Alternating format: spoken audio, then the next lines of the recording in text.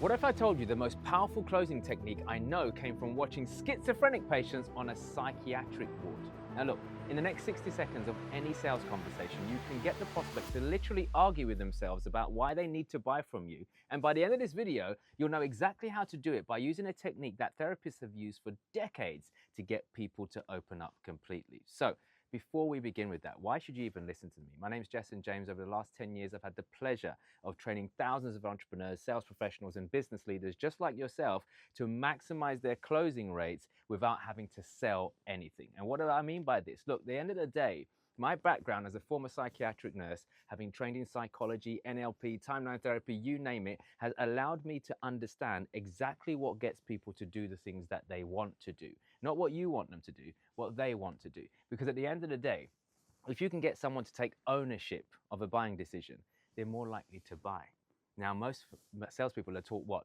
They're taught to just close the prospect, right? Sell them the benefits, sell them all of this stuff, which is fine. But at the end of the day, it's almost like you're trying to convince the prospect to buy. So during this video, what I want to share with you is how do you actually get somebody to buy from you by arguing with themselves and convincing themselves that they actually need you rather than you need them. Okay, now let's take it back to my psychiatric nursing days. Now, why did I learn this from a schizophrenic? Well, here's the thing. With schizophrenia, for those of you who don't know, it's actually an illness where people will either have some paranoid ideation or they may be actually hearing voices or sounds or something of the sort in their mind. Now, often you'll find this mimicked or taken the mick out of in movies where they'll say someone's a schizophrenic and they've got split personalities and all this kind of stuff, whatever it is. And that's obviously the Hollywood version of what schizophrenia is. But essentially, it's true. A lot of people with schizophrenia are often having conversations with themselves. They're talking to themselves, but they're actually hearing another voice in their head as well. Now, why is that relevant in sales? Because everyone, including you and me, have a voice going on in our head no matter what's going on. In fact, some of you right now, you're watching this video, but maybe you're hearing a voice in your head. Maybe you're hearing a voice in your head, maybe telling you that, hey, I'm bored now. Should I go on to another video? Or actually, I've got to do something today. Or I've left the oven on or something. Do you see where I'm going with this? We often find ourselves in situations where we're actually talking to ourselves. And that's what patients do. When I was on the wards, patients used to talk to themselves. Now, the key around this is how do you help your prospect to talk to themselves in a way that gets them to want to buy your product or service. Now, the way I used to do it on the wards was very, very simple. It's a bit like if a patient is unwell, they ultimately want to get well, most of the time. Now, if they're unwell and you want them to get well, you need to first establish what does unwell actually mean in their world. Now, this is a common mistake that happens in sales, where the sales professional will hear the prospect talk about a problem that they're going through, and immediately the sales professional will overlay their perception of how that's an actual problem over the problem. What do I mean by this? Prospect tells you their sales are down. Fine. That means different things to different people. Sales are down for someone could mean there's non-existent. Sales are down could mean that actually we used to close 100K a month and now we're only closing 50. It means different things. And if you're not careful, what the rookies do is they immediately make an assumption about why that's a problem. You see, it's the same in health. If a patient told us that they were hearing voices, we needed to establish, well, what does that mean to you? What does that actually mean? Because is it a good voice? Is it a bad voice? Like, what's going on, right? So it's about exploring and taking the time out to figure out what's actually going through their head so that they can make sure that it's a genuine problem. We then also allow them to talk to themselves a bit more and make it hurt more. And then they're more susceptible to our treatment plan. Because look, take it from me, having worked on psychiatric units for many, many years, it's very hard to try and convince someone who doesn't want to take medication to take medication.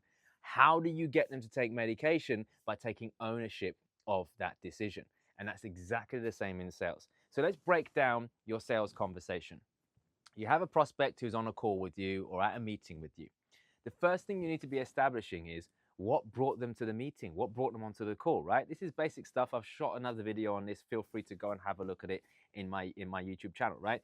But we establish what brought them to the call. You need to get them to start talking to themselves immediately, as soon as you can. And the way that you do that is by using great questioning. Now, the great questioning doesn't work unless you also sit back a little bit and don't be too much in their face, because it's very, very easy to be over eager, to be like you want to convince them that you're the best. You want to make too much of an effort, okay? Sometimes you just need to chill. Take the pressure away. Even let the prospect know that, hey, look, we might not even do business today, because at the end of the day, I don't know what your problem is. And unless I know what your problem is, I won't be able to help. And if I can't help, even after listening to your problem, then I'll give you some advice and maybe make some recommendations, but we'll just shake hands and that's that. However, if I can help, we'll explore a way that we can do that together. Make sense? So it's important that you just lay back, relax, and chill. So what brought the prospect onto the call? They will tell you the problem, right? For example, they will say, I'm here today because my sales are down. So what you should do is ask them this very powerful question. If you're taking notes, I want you to write this down. This question has been used for decades and decades and decades in healthcare, especially in the therapy world. It's also heavily used in the neuro-linguistic programming world for NLP practitioners, okay? So when someone tells you what their problem is, my sales are down, your question to them immediately after that, please write this down, is, how is that a problem? That's it. It's as simple as that. The question is, how is that a problem? Now, what that forces the prospect to do is to go into their mind now and figure out, how is that a problem? So problem is, my sales are down. Okay, well, how is that a problem? Now it makes the prospect talk in their mind and go, oh, well, actually, it's affecting my cash flow. And as a result of affecting my cash flow, it's making me a bit stressed out, okay? Now, they might not go that deep. They might just say those two things. It's affecting my cash flow, it's making me feel stressed out, okay? This is where you bring in additional questioning, because look, we're not moving forwards yet. We want this prospect to have more conversations with them, just like my patients on the wards. We want them to sell themselves on why this is such a bad thing and why it needs to be fixed, okay? So we want to ask them more questions. So we're going to ask them, okay, Mr. or Mrs. Prospect, thank you for being honest with me. Your sales are down, it's affecting your cash flow, and it's starting to stress you out. May I ask, Mr. or Mrs. Prospect, where else is the lack of cash flow or lack of sales affecting your business right now? And then you shut your mouth. Now they're going to tell you something like, well, it's actually reducing the amount of liquid cash we've got available to spend on ads. It's affecting my ability to potentially pay my staff at the end of the month. They've got all these things going on, right? So they'll tell you more stuff, but you don't finish there. Don't move on. Yeah, I want you to stay here a bit. I want you to sit with this pain a little bit more, okay? Ask them another question. Ask them another question, okay? Now, this could be a different question. It could be, so you've just asked them, where else is it affecting your business right now? Now you could ask them a how question, okay? So, Mr. and Mrs. Prospect, how do you see yourself moving forwards if this problem is unresolved? Like, how do you see yourself moving forwards if this problem doesn't get resolved today? I want to hear them out, because I'm teeing up. I need to think about it later on, okay? This might sound a bit advanced, but just stick with me on this, okay? If I ask them, how are you supposed to move on from this problem if you don't solve it today? That basically means later on, if they come up with, I need to think about it, they've already told me here that it's not going to be resolved if they don't solve it today. Does that make sense? So what I'm listening for is them telling me it's not going to be resolved. It's not going to be fixed, okay? It's going to get worse. That's what I'm really looking for. Because at the end of the day, let's be perfectly honest. Who ignores something and gets better? Nobody. It's like being ill. Back to my patients. If my patients are unwell and they refuse to treat it, it's not going to go away. It's going to get worse. So you know this saying that people say, like, you know, if nothing changes, nothing changes? It's rubbish. It's nonsense. If nothing changes, things usually get worse, especially when you've got a problem. So back to the business, if they don't fix their sales flow right now, what's going to happen? It's going to get worse. So what I'm trying to get them to realize is that it's going to get worse. And I want them to sit on that. All right. So everything I'm telling you right now, is making the prospect talk to themselves. They're literally talking to themselves. They're convincing themselves. Because as you start to progress throughout the sales conversation, and I'm not going to take you through the whole script because you can go and watch another video of mine on that where I talk you through how to actually handle a sales call step by step, right? What we're doing is throughout this whole conversation is we're just asking more questions, going inside their head, getting them to ask themselves questions, getting them to question themselves, getting them to question their own decision making, getting them to question what got them to this problem in the first place. Do you see what I mean? And the more you do that throughout the conversation, here's what starts to happen. They literally start to argue with themselves. They do. And by the time you come to presenting your offer and then going into a close, they are having conversations with themselves about whether they should do it or not, right? But here's the thing. If you've done all of this well, when it gets to the close, they might still have the it's too expensive, it's this and that, now's not a good time, blah, blah, blah. But they'll literally be having an argument in their mind saying, but yeah, but you know, you always do this. Like you always delay. You always delay making decisions, okay? Last time you missed up an opportunity because you delayed. And the more you ignore it, the more it's going to get worse. And they're literally having conversations with themselves before they actually respond to you. So it's almost like they're having a micro meeting in their head and a micro argument with themselves in their minds before they actually make a decision from buying from you. So what I would love you to do, if you're watching this right now, is to get yourself in the habit of asking more questions. Because at the end of the day, too many of us are reading from scripts and are hoping that the prospect allows us to follow the script. Look, in sales, it's about having conversations. I didn't have a script when I was talking to patients. There's no script. How do you script talking to someone who's got schizophrenia? You can't. But it's the same with human beings. Why would you run a script talking to human beings? You've got to be a better conversationalist. And what you've got to do instead is follow frameworks like my framework that I use, my invisible close method that I use to close people in a step-by-step process on a call. Also, you need to be able to listen to them so you can just use key questions like what, where, when, who, how. All of these questions, they're just ways to start questions, right? But if you're not listening to the prospect, you won't know how to use these because you're waiting for them to respond so you can read the next bit of your script, which is not going to work. So you've got to allow yourself to be a great conversationalist, listen to them, ask more questions, shut your mouth more, don't talk too much, push back on them, let them talk. Because you'll find, you've done this before yourself. You have put yourself in situations before where you've asked a question, you've carried on talking, and whilst you're talking, you've answered your own bloody question. You know you've done it, right? We've all done it before. This is the same thing I want you to do on a sales call. Chill out, sit back, relax a little bit more. Don't come across too pressured.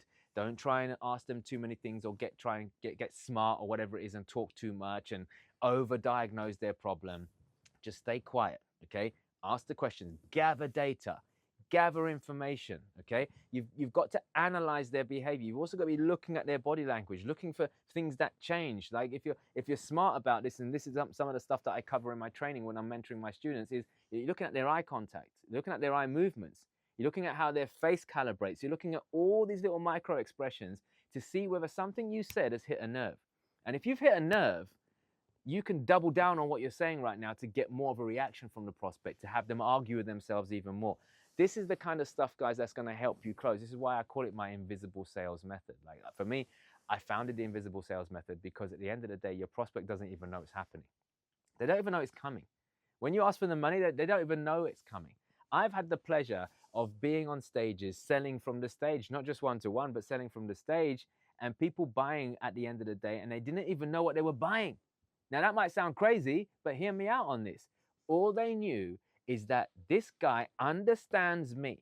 He understands me. He understands where I'm at. He understands the problem I'm going through. And everything I was saying when I was on stage was making them have a conversation with themselves about what would happen if they stay still. By the end of it, when I made an offer, they were like, hey, listen, I like this guy. He knows what he's talking about. He feels like he's talking to me. I can't stay in my current situation anymore. Otherwise, things are just going to get worse for me. I don't care what he's selling. I'm in. And that, my friends, is what we call the invisible sales method. Now, look, if you got value from this video, here's what I'd love you to do. I'd love you to have a conversation with me. I genuinely would. I want to mentor you. I want to help you Because at the end of the day, how much longer are you going to continue to try and push too hard? How much longer are you going to try and convince prospects to buy from you all the time? It's sickening, man. Like, it sucks. And you know what? It hurts me because sales is such a fruitful profession to be in, whether you're selling for someone else or whether you're selling your own products or services. Like, sales will blow any profession out the water because you can make more in 1 month than most doctors make in an entire year. And it's a great thing to do. But here's the thing. I spend a lot of time trying to convince prospects, chase them, follow them up, do all this crazy stuff. And really, rather than running scripts, what we should be doing is focusing on how to understand human behavior and what makes them buy in the first place. A bit like what I've just shared with you now, getting them to talk to themselves. So look, I love to work with you. I run a program called the Closing Incubator. It's a 12-week intensive program where I hold your hand over 12 weeks with a personalized game plan and coach you every single week. In fact, we've got 36 coaching calls that you can chime in on. We've also got a home study program that you can consume at your own leisure. There's so much content in there, but you don't need to study all of it because we'll give you a game plan which will tell you what to study in there. You'll have access to my community, you'll have access to me. And for those of you who move really quickly when my team speak to you, I'll even throw in mentoring you one-to-one. Yes, private calls with me as well. That's not for everyone. That's for you if you meet certain criteria and you take action real quick. Because at the end of the day, we're in sales. We don't want you to have your prospects take time to make decisions. You want them to make quick decisions. So I'm training you right now to make quick decisions.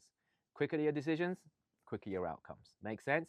So either comment closing on this video or click on a link somewhere around this video or in the description to drop us a little message, answer a few questions. Let me see if it's something that I can help you with. If I can, I'll reach out to you. Let's have a conversation. Perhaps we can work together. But at the end of the day, look, I don't want you practicing this stuff blind, okay? I would love you to get help. What I'm saying is this, okay? You are literally one small course correction away from a completely different income. You can either do it like everyone else, which is try and figure it out on your own. You'll get there in one day, you'll get there, but it will take you longer, it will hurt more, and it will cost more. Or you can do what the elite do, and that is to invest in someone to help them to get there quicker. And right now, I'm putting my hand out to you. But conversations cost nothing. So comment closing down below or click on the link somewhere around this video, click on the apply button, let's have a conversation, let's see how I can help you. But until then, I wish you all the wealth, health, success, and happiness that you truly deserve. I'll see you on the next video.